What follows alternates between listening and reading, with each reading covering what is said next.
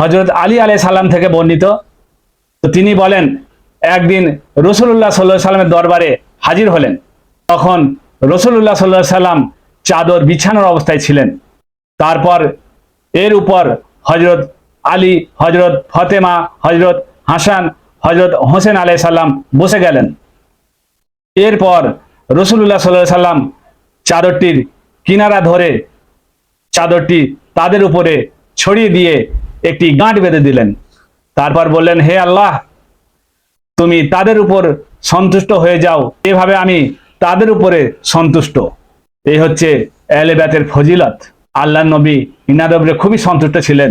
আর আল্লাহ রাব্বুল আলামিন ছিলেন, সূরা রাদ যখন নাজিল হলো, তখন আল্লাহ রাব্বুল আলামিনের হুকুম হলো যে আহলে বাইতের উপরে ভালোবাসা ফরজ হয়ে গেছে। তো আহলে বাইতকে ভালোবাসা আমাদের ইমানের হিস্সা। আমরা না যদি আহলে বাইতকে ভালোবাসি, তাহলে আমাদের ইমান থাকবে না।